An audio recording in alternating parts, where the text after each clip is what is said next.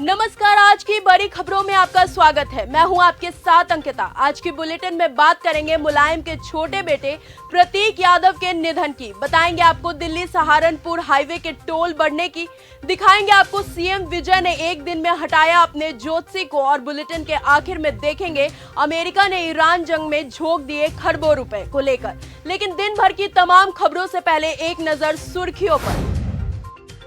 नहीं रहे मुलायम के छोटे बेटे अखिलेश के भाई और अर्पणा के पति प्रतीक यादव।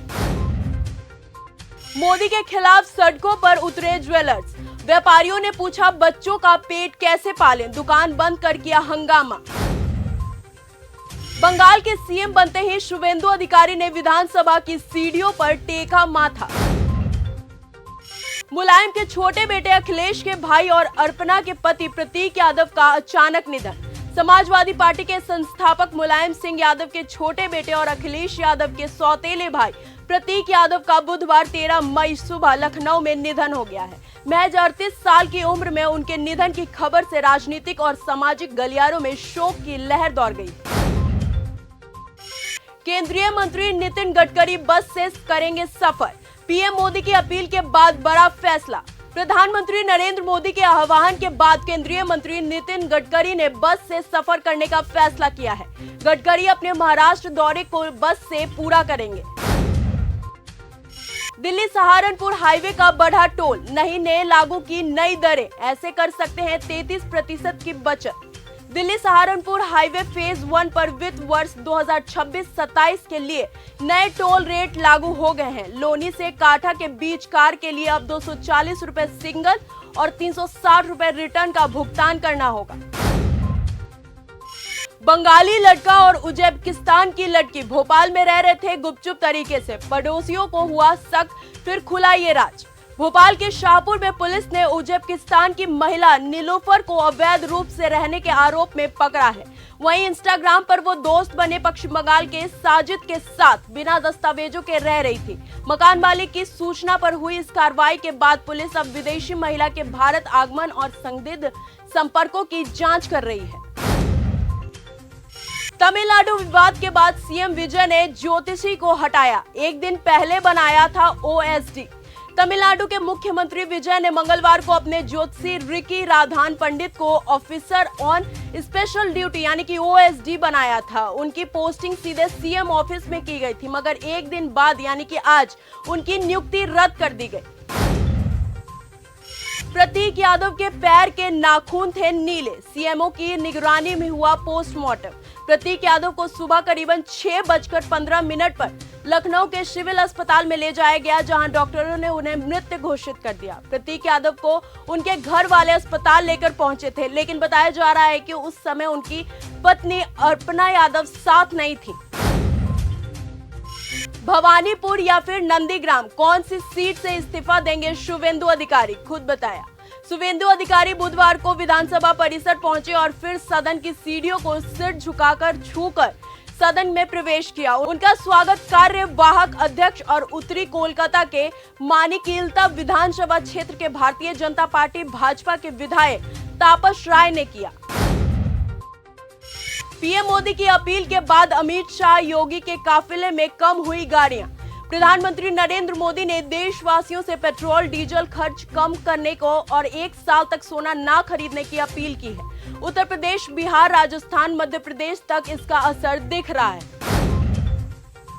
प्रतीक यादव का आखिरी वीडियो पोस्ट, दिख रहे थे रोमांच और जुनून से भरे। प्रतीक यादव ने जो इंस्टाग्राम पोस्ट में आखिरी वीडियो शेयर की, उसमें वो एक छोटे विमान में बैठे नजर आ रहे हैं। ये EA-300 विमान है, जिसमें कॉकपिट में प्रतीक बैठे नजर आ रहे हैं। ट्रंप को अचानक जिनपिंग की याद क्यों आई, चीन दौरे का आखिर क्या निकलेगा नतीजा।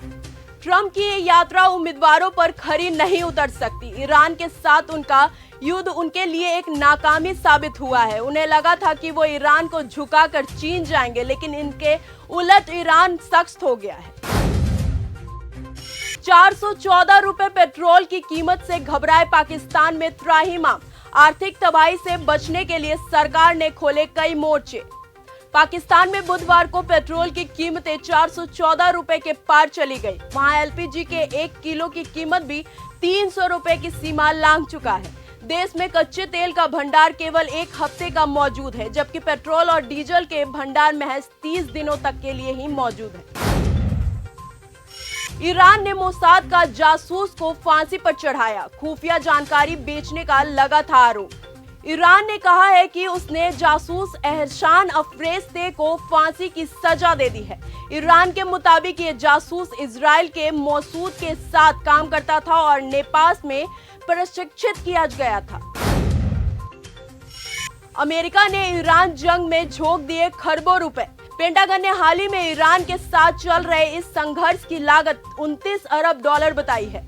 गौर करने वाली बात यह है कि मात्र 2 हफ्ते पहले अमेरिकी रक्षा विभाग ने कांग्रेस को यही खर्च 25 अरब डॉलर बताया था। यूएस इजराइल को ईरान की खुली धमकी, जरूरत पड़ी तो 90% तक यूरेनियम समृद्ध करेंगे। ईरान ने चेतावनी दी है कि अगर अमेरिका या इजराइल ने दोबारा हमला किया तो वो यूरेनियम को 90% हथियार ग्रेड स्तर पर समृद्ध कर सकता है। IAEA के अनुसार उनका 60% समृद्ध स्टॉक पहले ही खतरनाक स्तर पर है, जिससे मिडिल ईस्ट में तनाव बढ़ गया है। ईरान के फाइटर जेट को अपने एयर बेस पर छिपा रहा था पाकिस्तान। ईरान अमेरिका की जंग में मध्यस्थता बनाने का ढोंग रच रहे थे। पाकिस्तान की भूमिका पर गंभीर सवाल उठ रहे हैं। 25 अप्रैल 2026 के सैटेलाइट तस्वीरों में पाकिस्तान के नूर खान एयरबेस पर ईरान एयरफोर्स का C-130 विमान खड़ा दिखाई देता है। यानी एक ओर पाकिस्तान शांति वार्ता का ढोंग कर रहा है, वहीं दूसरी ओर ईरान के लिए सेफ जोन भी बना रहा है। तो फिलहाल आज की इस बुलेटिन में सिर्फ इतना ही। देश और दुनिया की तमाम खबरों के साथ ऐसे ही जुड़े रहने के लिए बने रहिए हमारे साथ और देखते रहिए न्यूज़ गंगा।